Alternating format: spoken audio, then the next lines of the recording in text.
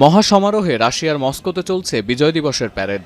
দ্বিতীয় বিশ্বযুদ্ধে নাৎসি বাহিনীর বিরুদ্ধে তৎকালীন সোভিয়েত ইউনিয়নের বিজয়ের ৮০ বছর পূর্তি উপলক্ষে মস্কোতে এসেছেন অন্তত ২০ দেশের রাষ্ট্র ও সরকার প্রধান। বীরদর্পে তাদের অভ্যর্থনায় ব্যস্ত রুশ প্রেসিডেন্ট ভ্লাদিমির পুতিন।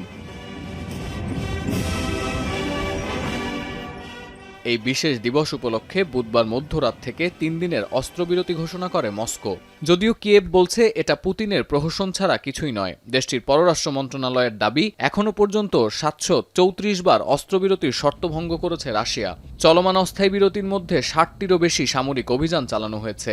এখনও চলছে এমন অভিযানের সংখ্যা কমপক্ষে ২০টি বলে দাবি ইউক্রেনীয় পররাষ্ট্রমন্ত্রীর।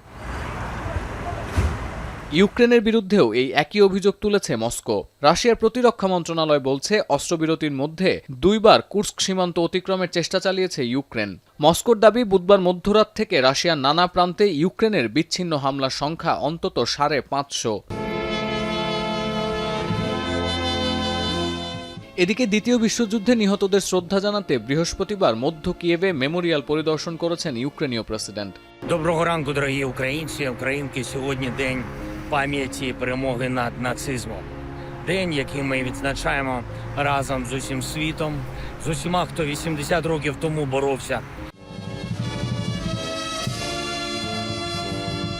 এ সময় ইউক্রেনীয় প্রেসিডেন্ট ভলোদিমির জেলেনস্কির পাশে ছিলেন ফার্স্ট লেডি ওলেনা জেলেনস্কি, ইউক্রেনের প্রধানমন্ত্রী সহ বিদেশি কূটনৈতিক মিশনের বিভিন্ন প্রতিনিধিরা। সতীর্থ কর্মকার, এখন বিশ্ব। একনল হ্যান্ড ওয়াশ ১০০% প্যারাবেন ফ্রি, তাই নিরাপদ হাতের জন্য আস্থা রাখুন একনল।